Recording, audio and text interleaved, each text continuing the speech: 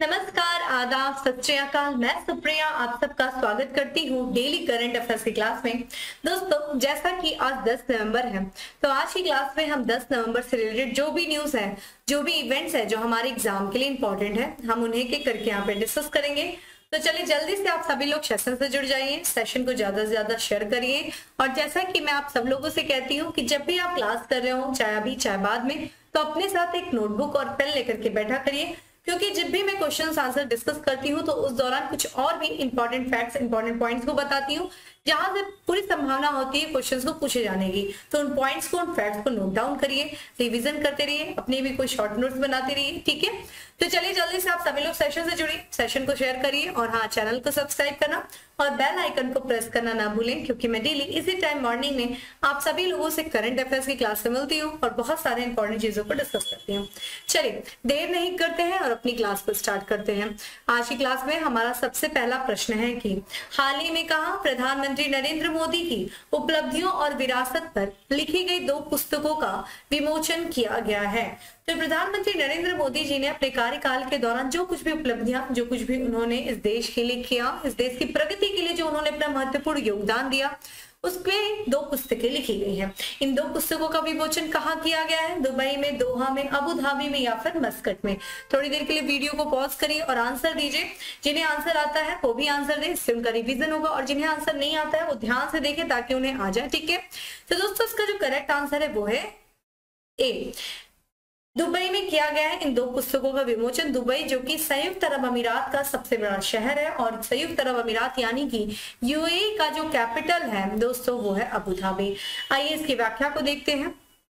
तो जैसा कि अभी हम लोगों ने देखा, जो प्रधानमंत्री नरेंद्र मोदी जी ने के जो उनके जो शासनकाल के दौरान जो कुछ भी उनकी उपलब्धियां थी, जो उनकी विरासत थी, उस पर 2 पुस्तकें लिखी गई हैं, जिसका विमोचन किया गया है दुबई में। अगर हम इन 2 पुस्तकों के नाम के बारे में देखें जो काफी इंपॉर्टेंट है, तो इन पुस्तक का देखिए नाम क्या है। पहला मोदी 20 ड्रीम्स मीट डिलीवरी, और दूसरा है हर्ट्सफेल्ड द लीगेसी ऑफ फेथ। ठीक है, ये 2 पुस्तक आपके लिए काफी ज्यादा इंपॉर्टेंट है। और इन पुस्तकों को जारी देखिए किसके द्वारा किया गया है, तो केंद्रीय कौशल और विकास उद्यमिता राज्य मंत्री, जिनका नाम है राजीव चंद्रशेखर, इनके द्वारा इस पुस्तक को जारी किया गया। तो इन 2 पुस्तकों का नाम आपको पता होना चाहिए, कहाँ पे विमोचन किया गया, दुबई में, ठीक है। चलिए नेक्स्ट क्वेश्चन की तरफ बढ़ते हैं। देखिए, अभी विश्व की पहली वैदिक घड़ी लगाई जा रही है, ठीक है। कहाँ पे लगाई जा रही है, ये आपसे पूछा गया है कि निम्नलिखित में से किस राज्य में विश्व की पहली वैदिक घड़ी लगाई जा रही है। चूंकि विश्व की पहली इसलिए अपने आप में इंपॉर्टेंट है, स्टार कर लीजिए। जम्मू कश्मीर में, मध्य प्रदेश में, पंजाब में या फिर उत्तराखंड में। तो कमेंट बॉक्स में आंसर करके रहिए दोस्तों। तो इसका जो करेक्ट आंसर है वो है बी है, मध्य प्रदेश में जो है विश्व की पहली वैदिक घड़ी लगाई जा रही है। आइए इसकी व्याख्या को देखते हैं। तो विश्व की पहली वैदिक घड़ी जो लगाई जा रही है वो मध्य प्रदेश में लगाई जा रही है, और मध्य प्रदेश में भी कहाँ, तो उज्जैन में लगाई जा रही है, ठीक है। उज्जैन में एक स्थान है जिसका नाम है जंतर मंतर, जिसे जीवाजी वेधशाला कहते हैं। वहां पे इस घड़ी को अगले वर्ष यानी कि 2023 में 22 मार्च को इस घड़ी को लगाया, 22 मार्च 2023 को इस घड़ी को लगाया जाएगा। 22 मार्च को वहां पे गुड़ी पड़वा जो है मनाया जाता है, वहां उसी दिन जो है इस वैदिक घड़ी को लगाया जाएगा। इस वैदिक घड़ी में देखा जाए, इस घड़ी की खासियत देखें तो ये वैदिक घड़ी जो है ये वैदिक काल गणना के सिद्धांतों पर निर्धारित की गई है, और इसमें जो है आम नागरिक भी इस घड़ी का इस्तेमाल कर सकते हैं, जैसे कि अपने स्मार्टफोन में, ठीक है, कंप्यूटर में, अगर कोई लैपटॉप यूज कर रहा है, कोई टीवी देख रहा है, उन सब के माध्यम से इस वैदिक घड़ी का वो यूज कर सकते हैं, उसका उपयोग कर सकते हैं, ठीक है। जैसा कि हम लोगों ने पहले ही बात किया, इस वैदिक घड़ी जो है ये वैदिक काल गणना के सिद्धांत पर आधारित है। और इसी के साथ साथ जो विश्व में, जो देश या विदेश में जो अलग अलग समय पे सूर्योदय होता है, उसको भी ये क्या करेगा, सिंक्रोनाइज करेगा, ठीक है। इस पूरे प्रोजेक्ट को यानी कि इस वैदिक घड़ी को स्थापित करने के लिए राज्य सरकार ने जो है 1.68 करोड़ रुपए आवंटित किए हैं, और इस वैदिक घड़ी की जो स्थापना की जा रही है वो विक्रमादित्य शोध पीठ के द्वारा इस घड़ी को स्थापित किया जा रहा है। कहाँ पे, उज्जैन में, और ये विश्व की पहली वैदिक घड़ी, ठीक है, ध्यान रखिएगा। चूंकि हम बात करें मध्य प्रदेश की, तो मध्य प्रदेश अपने आप में बहुत ज्यादा इंपॉर्टेंट हो जाता है। थोड़ा मध्य प्रदेश को देखते हैं। जैसे कि आपके सामने स्क्रीन पे इंडिया का मैप खुला और बिल्कुल सेंटर में आपको दिखाई देगा दोस्तों मध्य प्रदेश, ठीक है। मध्य प्रदेश दिखाई दे रहा है, जो कि चारों ओर से राज्यों से घिरा है। जिसके उत्तर में देखिए उत्तर प्रदेश है, जिसके पूर्व में छत्तीसगढ़ है, जिसके दक्षिण में महाराष्ट्र है, फिर यहाँ पे देखा जाए पश्चिम में गुजरात, और उत्तर पश्चिम में राजस्थान, यानी कि 5 राज्यों से घिरा है मध्य प्रदेश। क्षेत्रफल की दृष्टि से देखा जाए तो मध्य प्रदेश जो है वो राजस्थान के बाद दूसरा स्थान रखता है, ठीक है। और यहाँ पे अगर हम इसकी राजधानी की दोस्तों बात करें तो मध्य प्रदेश की राजधानी कौन सी है? भोपाल है। वर्तमान में राज्यपाल जो है मंगू भाई छगन भाई पटेल मध्य प्रदेश के राज्यपाल हैं, और यहाँ की जो मुख्यमंत्री है वो शिवराज सिंह चौहान यहाँ के मुख्यमंत्री हैं। संसदीय क्षेत्र की बात करें तो राज्यसभा में 29 सीटें हैं और लोकसभा में 11 सीटें हैं। किसकी दोस्तों? मध्य प्रदेश की, ठीक है। मध्य प्रदेश से रिलेटेड कुछ और भी इंपॉर्टेंट फैक्ट्स देख लेते हैं। देखिए ये वो फैक्ट्स हैं जहां से अभी हाल फिलहाल में ये चर्चा में भी थे और करंट से रिलेटेड है ये। तो अभी आप लोगों ने कुछ दिन पहले ही सुना होगा दुर्गावती बाघ अभ्यारण्य, ठीक है। दुर्गावती टाइगर रिजर्व को स्थापित करने की मंजूरी दिया गया है वन जीव बोर्ड के द्वारा। कहाँ पे? मध्य प्रदेश में, ठीक है, मध्य प्रदेश में। वही बात करें कि स्वच्छता सर्वेक्षण में देश में पहली बार 7 स्टार रेटिंग किसको मिली भाई? किस शहर को? तो इंदौर शहर को जो है ये 7 रेटिंग स्टार मिला है स्वच्छता सर्वेक्षण में, ठीक है। ध्यान रखिएगा देश में पहली बार ऐसा हुआ है, ठीक है। कौन सा शहर? इंदौर शहर, मध्य प्रदेश। साइबर अपराध जांच और खुफिया शिखर सम्मेलन 2022 आयोजित किया गया। कहाँ पे दोस्तों? तो मध्य प्रदेश की राजधानी भोपाल में किया गया। भारत का पहला क्षेत्रीय राष्ट्रीय रोग नियंत्रण केंद्र बनाया जाएगा। कहाँ पे? मध्य प्रदेश की राजधानी भोपाल में बनाया जाएगा। वहीं अभी हम लोगों ने 2 दिन पहले करीब हम लोगों ने डिस्कस किया था कि 17वां प्रवासी भारतीय दिवस जनवरी जो कि 2023 में आयोजित होने वाला 8 से लेकर के 10 जनवरी के बीच में, कहाँ पे? तो मध्य प्रदेश के इंदौर में। चलिए कमेंट बॉक्स में आंसर करिए कि 17वें प्रवासी भारतीय दिवस के मुख्य अतिथि कौन है, वो किस देश से संबंधित है, ठीक है। आते हैं अगले प्रश्न पे। नेक्स्ट क्वेश्चन है निम्नलिखित में से किसने बाढ़ का पूर्वानुमान लगाने के लिए फ्लड हब नामक मंच लॉन्च किया है? तो ठीक है, ध्यान रखिएगा ट्विटर हब नामक एक मंच लॉन्च किया गया है जो कि क्या करेगा? बाढ़ का पूर्वानुमान लगाएगा, बाढ़ के आने से पहले ही सूचित कर देगा। किसके द्वारा? ट्विटर के द्वारा, फेसबुक के द्वारा, गूगल के द्वारा या फिर इंस्टाग्राम के द्वारा। दोस्तों इसका जो करेक्ट आंसर है वो है सी, ठीक है। गूगल के द्वारा जो है ये फ्लड हब नामक मंच लॉन्च किया गया। आइए इसके बारे में देख लेते हैं। तो गूगल ने एक ऐसा मंच लॉन्च किया है जिसका नाम है फ्लड हब, और ये फ्लड हब मंच जो क्या करेगा? ये पहले से ही जो है बाढ़ का पूर्वानुमान लगा लेगा, पहले ही बता देगा भाई कब कहाँ कैसे बाढ़ आने वाली, यानी कि कब और कहाँ बाढ़ आ सकती है। इसके बारे में ये प्लेटफॉर्म पहले से ही प्रदर्शित कर देगा, ठीक है। एक तरीके से कहते हैं आपदा पूर्व प्रबंधन के लिए ये प्लेटफॉर्म बहुत अच्छा है। जब हमें पहले से ही पता होगा कि ये अभी बाढ़ कब आने वाली है, कहाँ आने वाली है, तो हम उस जगह से हटके सुरक्षित स्थान पे चले जाएंगे। ये प्लेटफॉर्म फ्लड हब जो कि गूगल के द्वारा विकसित किया गया है, ये बाढ़ की भविष्यवाणी करेगा और लोगों को प्राकृतिक आपदा के बारे में पहले से ही सूचित कर देगा। इसी के साथ साथ देखा जाए गूगल ने एक आर्टिफिशियल इंटेलिजेंस तकनीकी का भी इस्तेमाल किया है जिसका नाम है इसमें ट्रांसफर लर्निंग। और आगे चल करके देखें इस जानकारी को, यानी कि भविष्य में इस जानकारी को जो कि फ्लड से रिलेटेड होगी उसको गूगल सर्च पे और मैप पर भी लगाया जाएगा, जिससे कि अधिक से अधिक लोगों को बाढ़ की स्थिति में सुरक्षित स्थानों से स्थान तक पहुंचाया जा सके। अगर हम बात करें पहली बार, सबसे पहली बार जो है बाढ़ पूर्वानुमान सेवाओं की शुरुआत कब की गई थी भारत में? तो वर्ष 2018 में की गई थी, ठीक है। ये चीज ध्यान रखिएगा। तो फ्लड हब जो कि बाढ़ का पूर्वानुमान संबंधित मंच है गूगल के द्वारा लॉन्च किया गया, ठीक है। आते हैं अगले प्रश्न पे। अगला प्रश्न दोस्तों है रक्षा अनुसंधान एवं विकास संगठन DRDO ने कहा स्पेस सुविधा का शुभारंभ किया? देखिए एक सुविधा है जो कि इसका शुभारंभ किया गया है DRDO के द्वारा। कहाँ पे? चेन्नई में, बेंगलुरु में, हैदराबाद में या फिर कोच्चि में। तो चलिए इसका कमेंट बॉक्स में आंसर करते रहा करिए।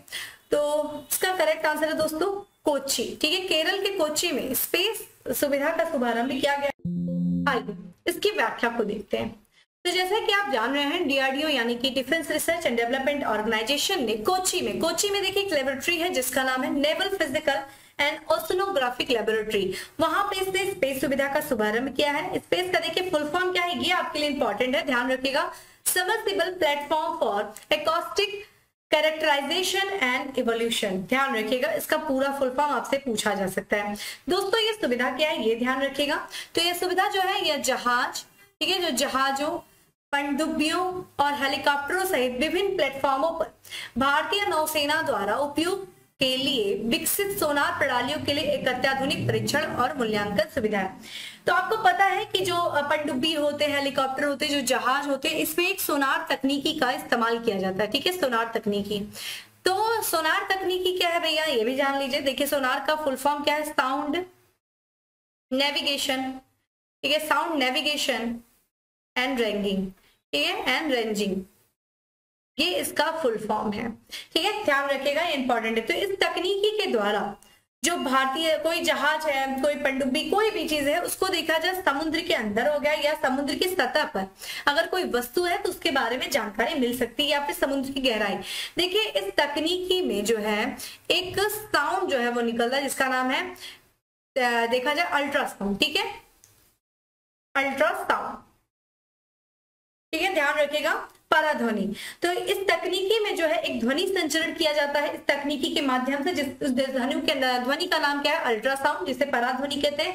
और अगर देखिए कोई जहाज है, उसने इस साउंड को निकाला, इस जो है इस ध्वनि संचरण को रिलीज किया, और ये ध्वनि जो है, ये जो अल्ट्रा साउंड है, ये जब टकरा करके, अगर मान लीजिए समुद्र की गहराई हमें देखना है, तो अगर ये जहाज है, ठीक है, मान लीजिए ये जहाज है और इस जहाज से ये निकला और समुद्र की गहराई इतनी है, तो अगर ये टकरा करके वापस यहाँ पे आती है तो यहाँ पे एक दूसरी जो है टेक्नोलॉजी लगी रहती है जो एक समय बता देती है कि ध्वनि जो यहाँ से निकल करके इतने मिनट में ये वापस आई है। तो इससे जो है ये पता चल जाता है कि समुद्री गहराई कोई है कितनी है, या फिर यहाँ पे कोई वस्तु है, या फिर ध्यान रखिएगा कोई मछली है जो जा रही है, उससे अगर ये टकरा गई, ठीक है, ये ध्वनि टकरा करके वापस आती है, तो जो नाविक होता है उसकी बात पता चल जाती है कि कोई वस्तु है, कोई मछली है जो यहाँ से गुजर रही है, ठीक है। तो ये सोनार तकनीकी का इस्तेमाल किया जाता है समुद्र के अंदर या फिर समुद्र की सतह के में किसी वस्तु के बारे में जानकारी के लिए, या फिर समुद्र की गहराई को जानने के लिए। तो इसी सोनार से संबंधित कुछ अन्य जो है अत्याधुनिक परीक्षण और मूल्यांकन सुविधा है, ये सुविधा, ठीक है, जो स्पेस है। स्पेस सुविधा देखा जाए किसके द्वारा बनाया गया है, तो ये भी हम लोगों ने देखा, किसके द्वारा दोस्तों, तो naval physical and oceanographic laboratory के द्वारा बताई गई अवधारणा, डिजाइन और आवश्यकताओं पर आधारित है। तो जो कुछ भी डिजाइन बताया गया था NOPL के द्वारा उस पे, और जो जो उनको आवश्यकता थी उस पे इसको डिजाइन किया गया है। और इसका निर्माण देखिए किसके द्वारा किया गया है, L&T शिप बिल्डिंग चेन्नई के द्वारा इसका निर्माण किया गया है, ठीक है।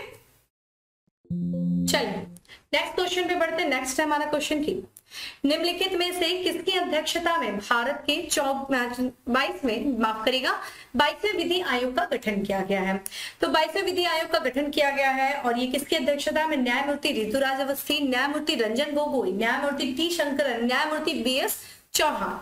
तो दोस्तों इसका जो करेक्ट आंसर है वो है ए है। देखिए ऐसे क्वेश्चंस एग्जाम में पूछे जाते हैं जो बहुत ही इंपॉर्टेंट है, आइए, ठीक है। न्यायमूर्ति ऋतुराज अवस्थी की अध्यक्षता में 22वें विधि आयोग का गठन किया गया, आइए देख लेते हैं। तो देखिए स्क्रीन पे आप इनकी तस्वीर को देख सकते हैं, और इनका जो है अभी जो गठन किया गया है 22वें विधि आयोग का 7 नवंबर को किया गया, भारत सरकार ने किया है। और ये जो है ऋतुराज अवस्थी जो कि कर्नाटक उच्च न्यायालय के पूर्व मुख्य न्यायाधीश थे, रिटायर हो चुके हैं, और इन्हीं को जो है भारत सरकार के द्वारा विधि आयोग का जो है, इन्हीं की अध्यक्षता में विधि आयोग का गठन किया गया भारत सरकार के द्वारा। ये जो अभी विधि आयोग गठित किया गया है ये भारत का 22वां विधि आयोग है। इस आयोग में अन्य 5 सदस्य भी, उनके बारे में आप ध्यान रखिएगा। केरल उच्च न्यायालय के पूर्व न्यायाधीश न्यायमूर्ति KT शंकरन भी हैं, M करुणानिधि, और कानून के प्रोफेसर आनंद पालीवाल, DP वर्मा और राका आर्य भी जो है इस विधि आयोग के अन्य सदस्य हैं। अगर हम बात करें इसके बारे में तो इनका जो कार्यकाल निर्धारित किया गया है सरकार के द्वारा तो वो 3 साल के लिए किया गया है। अगर हम बात करें इसके पहले जो 21वें विधि आयोग जो गठित किया गया था वो सुप्रीम कोर्ट के पूर्व न्यायाधीश थे जिनका नाम था VS चौहान, और ये जो है 21वां विधि आयोग वर्ष 2018 31 अगस्त 2018 को समाप्त हो गया था। तब से अभी तक जो है विधि आयोग का गठन नहीं किया गया था, लेकिन अब फिर से 22वें विधि आयोग का गठन किया गया है काफी लंबे अंतराल के बाद देखा जाए तो।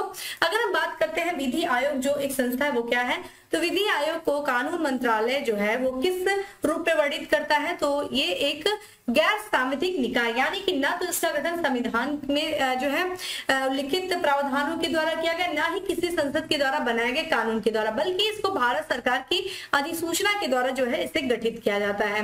इस आयोग के बारे में बात किया जाए तो इसका जो है एक निश्चित कार्यकाल के लिए इस आयोग को स्थापित किया गया है और कानून और न्याय मंत्रालय के सलाहकार निकाय के रूप में ये कार्य करता है। तो कानून हो या न्याय मंत्रालय के एक सलाहकार के रूप में ये सरकार को एक तरीके से न्याय संबंधी सलाह देता है, लेकिन ये सलाह सरकार के ऊपर बाध्यकारी नहीं होती, ये चीज ध्यान रखिएगा। अगर हम बात करें सबसे पहले जो है विधि आयोग का गठन किस वर्ष किया गया था, तो 1955 में किया गया था और उस समय जो तत्कालीन अटॉर्नी जनरल थे जिनका नाम था CMC सीतलवाड़ा, उन्हीं के अध्यक्ष में जो है सबसे पहले विधि आयोग का गठन किया गया था।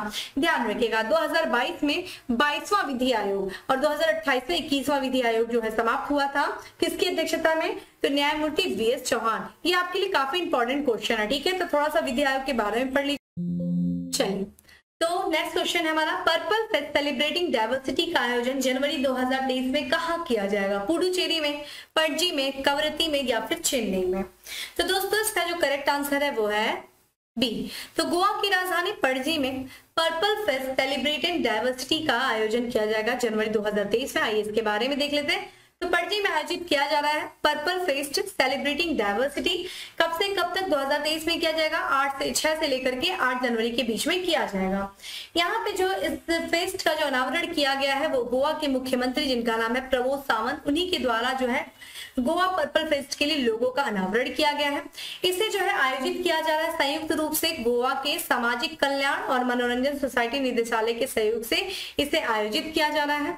और वहीं देखें तो इस पहल के बारे में, इस फेस्ट के बारे में बात करें तो यह पहला जो है उत्सव दिव्यांग व्यक्तियों के लिए लाभान्वित करेगा और यह एक अनूठा, जो देखा जाए अनूठा 3 दिवसीय आयोजन है जिसका उद्देश्य देखिए क्या है, यह प्रदर्शित करना कि कैसे लोग एक साथ समर्थन के लिए आ सकते हैं और समाज में सभी को शामिल होने का अनुभव करा सकते हैं। तो जितने भी जो समाज में दिव्यांग व्यक्ति हैं उनके लिए जो है विशेषकर ये आयोजित किया जा रहा है इस उत्सव को, ताकि समाज के मुख्य धारा से सारे लोग जुड़ करके एक साथ कार्य करें, इनको कहीं भी ऐसा फील ना हो कि अलग है, ठीक है। तो एक साथ लाने के लिए, समाज में सभी लोगों को शामिल करने के लिए इस फेस्ट का आयोजन किया जा रहा है। इस फेस्ट के दौरान देखा जाए लाइव प्रदर्शन होगा, भव्य प्रदर्शनियों का भी आयोजन किया जाएगा, खेल गतिविधियां शामिल हैं, इमर्सिव एक्सपीरियंस जोन जो है यहाँ पे शामिल किया गया है, एक इनोवेशन मेला भी जो है इसमें लगाया जाएगा इस फेस्ट के दौरान, ठीक है।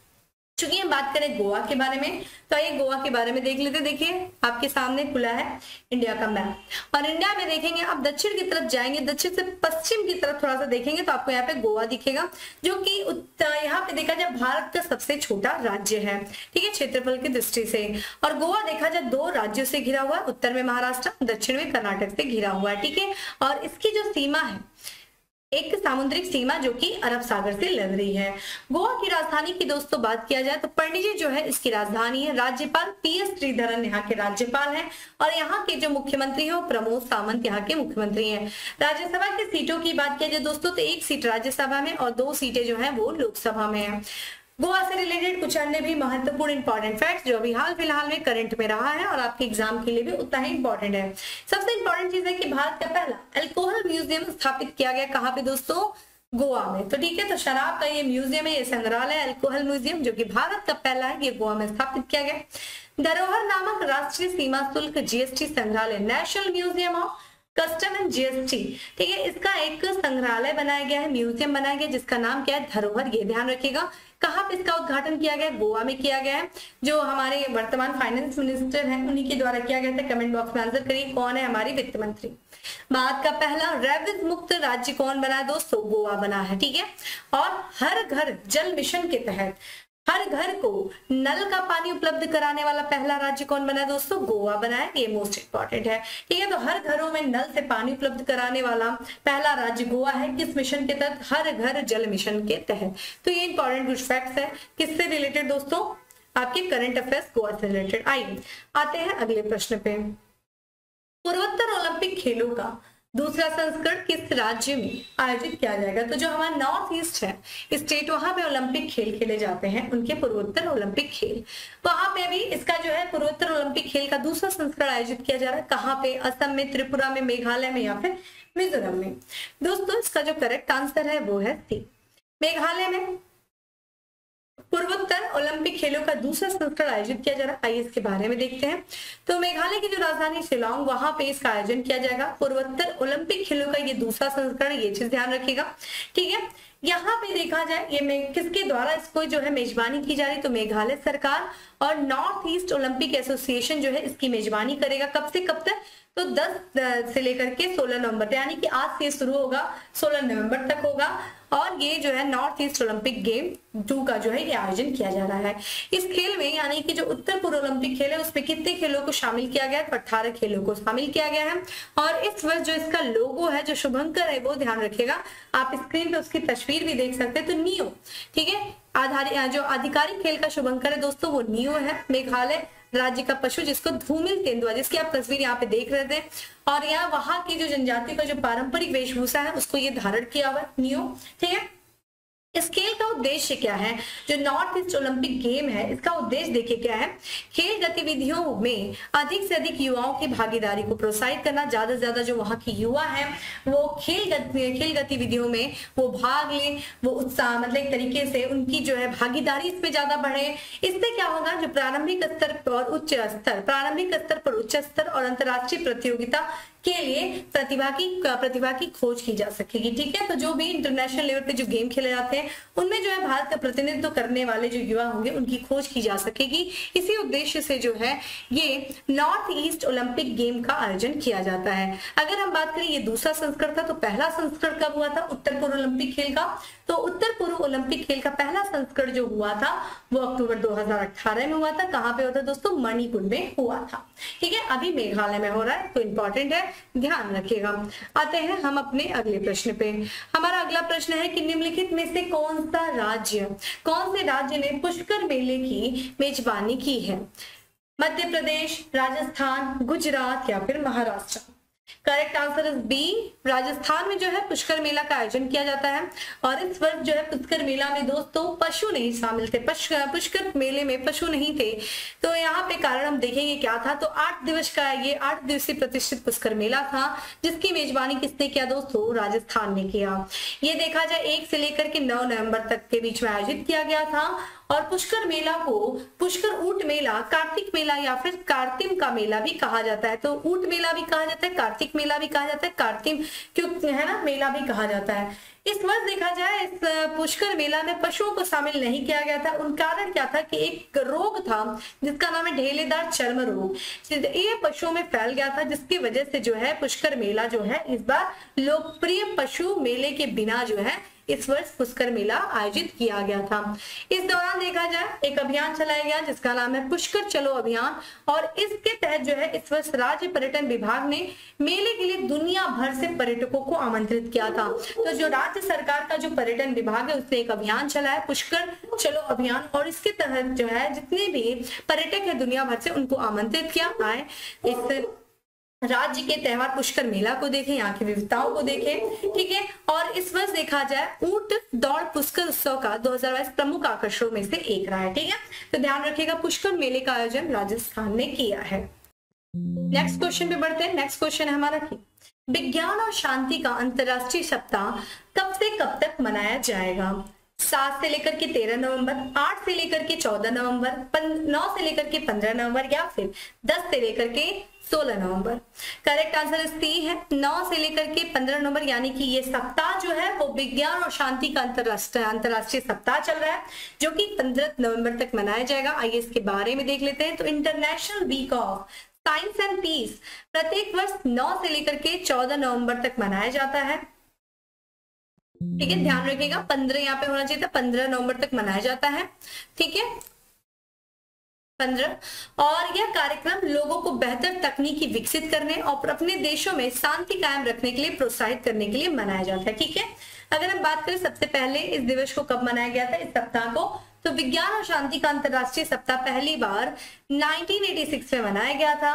और इसे दिसंबर 1988 में 8 के महीने में संयुक्त राष्ट्र महासभा द्वारा विज्ञान और शांति के अंतरराष्ट्रीय सप्ताह के रूप में घोषित किया गया था, ठीक है। तो ध्यान रखिएगा सबसे पहले 1986 में, और संयुक्त राष्ट्र महासभा के द्वारा इसे घोषित कब किया गया था अंतरराष्ट्रीय स्तर पे, 1988 में, ठीक है। आते हैं आज के अंतिम प्रश्न पे। तो आज का हमारा लास्ट क्वेश्चन है कि हाल ही में किस संस्था ने द एडॉप्टेशन गैप रिपोर्ट 2022 जारी किया है। यूनिसेफ ने, यूनेस्को ने, यूएनडीपी ने या फिर यूनेप ने। दोस्तों इसका जो करेक्ट आंसर है वो है डी है। यूनाइटेड नेशन एनवायरमेंट प्रोग्राम ने द एडॉप्टेशन गैप रिपोर्ट 2022 जारी किया है। इसके बारे में देख लेते हैं, ठीक है।